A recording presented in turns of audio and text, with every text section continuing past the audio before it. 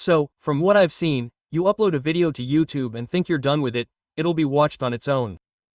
This is definitely something you shouldn't do. What people don't understand is that a few things you do right after uploading can significantly change the trajectory of that video. They're just as important as the video itself. If you don't optimize it specifically for YouTube after uploading, that video might not get viewed, and you could be wasting a potentially huge video. And in the long run, this can cost you a lot of subscribers, a lot of views, or even a lot of money. I maintain constant communication with my students. We host them all on a VIP Telegram channel, and there's a great community there. I work with people in consulting. These people are making $500,000 from YouTube, and that's one of the commonalities I see. And those who earn this money do something systematic after uploading their videos. And in this video, I'll explain what they did, or rather, I taught them these things, and I'll explain them all in this video. I'll cover all the basic steps they follow. I think there are 11 or 12 points, and they're all very important. I'm adding them as a note before we begin. This isn't all information gathered from somewhere. It's information from me and my successful students. For those new to YouTube, my name is Erkan. I create YouTube channels in Turkey and globally with a team of 10-11 people. We generate a substantial monthly income, and thanks to this channel, I share everything I know with people I love in Turkey. So, let's get started. First, your file name. I mentioned it in a previous video. I'm going to reiterate a bit, but this was something that needed to be included in this video. Correct your file name while you're still on your computer. Don't use a SDFG or anything like that. I don't know, don't use 001. Put your title in your file name, because this is among the metadata YouTube reads. And just like everything else to recognize your video, it also reads your file name, because when you upload to YouTube, you'll see your file name right below the video, under the upload percentage, on the right. If this were a completely useless metric on YouTube, I'm sure it wouldn't be there. This might take 10 seconds, but it can generate a substantial profit. 2 headlines, man. Now, I always say this, and there are many famous YouTubers who can attest to this. A headline drives a video's views, and a cover gets clicks, significantly. And now, many of you are actually missing the art of crafting a good headline. There are a few steps we follow. One of them is that if possible, the title should contain words people would search for. For example, this is done a lot on my channel, because we really want to see it get views. You might want to check out my channel for that. Secondly, it should spark curiosity. What I mean by curiosity is that the title actually provides information the viewer wants to know the moment they read it. For example, I really like Barış Özcan's headlines in this regard. Let's not just put it on the screen, let's expand on it. Barış Özcan's headlines constantly have a question, and the moment they read it, the audience wants to know it. Has life been found on Mars? Come on, don't click. Will Apple become Nokia? Is the iPhone doomed? A headline strategy has been implemented around constant questions. For example, when I look at your most popular videos, I ask, if 100 babies are locked in a room and raised, what language do they speak? This is an incredibly intriguing title, and it makes people click. The next one should clearly and accurately represent what the video will be about. Always keep these 3 things in mind when writing the title. Does it pique curiosity? Can it generate views from searches? Does it clearly describe the video? Would I click on it? Or would anyone want to click on it? And don't forget that you can change the title later. On all my channels, we actually create 3 titles for each video, and if the video doesn't perform as expected after the initial upload, we change those titles and try again until we find the best result. I'll give you an extra thought. Now, you've made a video about mice, okay? And you're looking for a great title for this video. The most important thing you need to do, and let me tell you what I do, is I try to find people who have made this video before. I search for their titles. So, you can think of it like I'm searching for the model of this mouse, and I try to find the best titles by looking at their view counts, their titles, and analyzing them, and I model them. As I said, I create 3 different titles for my videos. 2 of my titles are usually remodeled versions of very successful titles, very similar to them. One is my own, original title.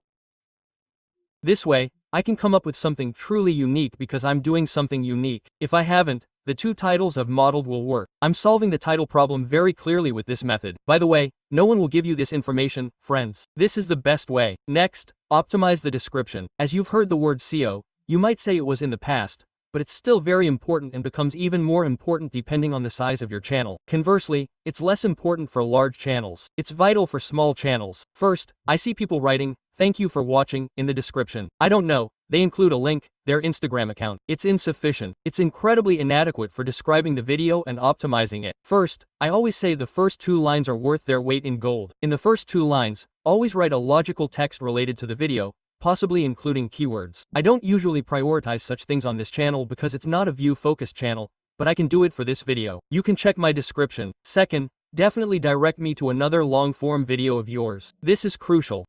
If the viewer's view from one video moves to another's, they've watched one of your videos, but we can do something better. Look, on YouTube, we have something called session time. The amount of time people watch a video is called screen retention.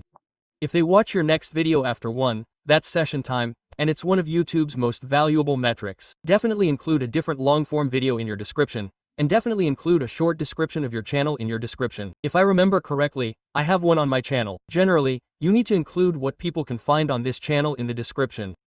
Playlists are crucial. Playlists are a part of the channel that many YouTubers forget about, don't use, or consider unnecessary, but they're still very important and highly valued by YouTube.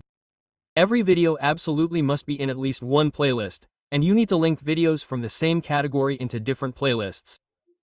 This way, when someone visits your channel, they'll be stuck in that traffic. They need to be stuck within your channel. Normally, they'll watch one video, but they'll watch perhaps 10 videos on a channel linked by playlists.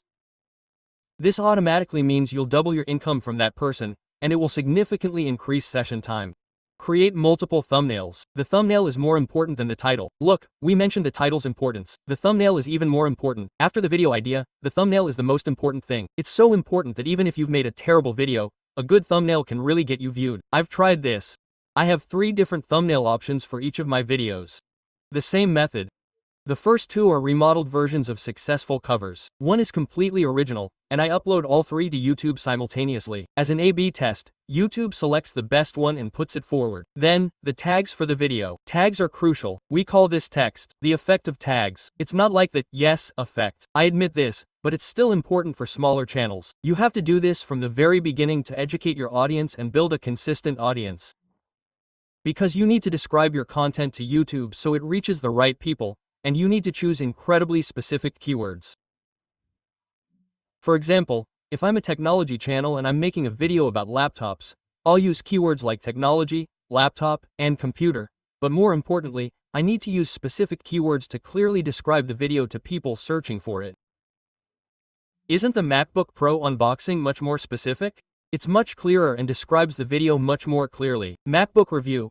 How do I work with a MacBook? MacBook usage tips. I need to use very specific things. End screens are another feature I really like and love to use. At the end of each video, you absolutely must direct me to a clearly defined, long video. And when these videos are highly relevant, mention this within the video. Let's say you've reached the end of the video. You know what to do? Let's give you an example from my own video. I made a video on how to choose a niche. Okay? At the end of the how to choose video, I say, okay, you've chosen your niche, but you need to be able to produce average level videos. So, watch this video. Viewers of that video also watch this one, and thus, all the views are connected like a spiral. This increases session duration and increases my viewing. If you don't have a long video that you can clearly identify, what you need to do is click the Best for Viewers option on YouTube. It will show you the most suitable video. Add ad breaks. If your video is longer than 8 minutes, you can manually insert ads wherever you want. And here's a very interesting thing I noticed about YouTube. What's this? If a video has a lot of ads, even if they were intentionally placed manually, and it still gets watched, YouTube highly recommends it. This is something I've experienced myself. I can more or less guess their reasoning for this. Because the more money my video makes, the more money YouTube makes. Because we share the revenue from my video with YouTube. So, if my video is making a lot of money and still gets a lot of views, it's crucial for YouTube to recommend it more. So, if you're truly confident in your video, I definitely think it makes sense to add more ads. Upload the video immediately. Let me tell you a special upload strategy. Don't make it public as you upload it. Absolutely publish the video privately and let it sit for an hour. Because YouTube starts scanning it the moment you upload it.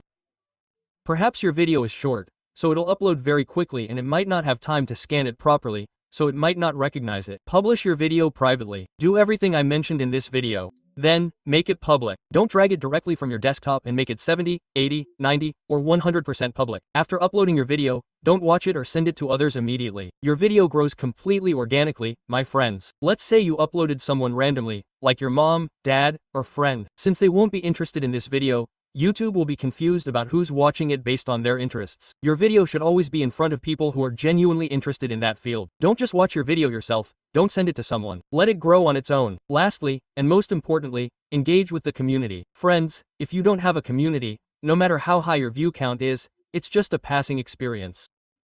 Always try to touch a part of their lives. Try to get into their routine. I don't know, let them watch you eat. It's a bond. Definitely respond to their comments. Approach them like a friend, and don't just thank them for their comments. Ask open-ended questions. I'm going to explain something I made. What do I do again? For example, a comment comes under my video. I reply, and at the end of the comment, I ask, is there anything else you're curious about? Is there anything else you'd like to ask? What happened? Let's say there were 100 comments. I responded, and then there were 200. And I said something open-ended, and they'll respond again. Maybe there will be 300 comments. Maybe I'll create a discussion, right? See what happened? I turned one comment into a 3. Maybe a 4 or 5. And my engagement increased. My commitment to the community increased. Their commitment to me increased. Their chances of becoming regular viewers increased. These, my friends, are crucial metrics for your YouTube channel, but they're not something most new YouTubers do. If you haven't taken the first step yet, I have a video on starting a YouTube channel. In this channel, I start a channel from scratch and explain everything you can do, from editing to audio. Click here and watch. This is a great video. Yeah.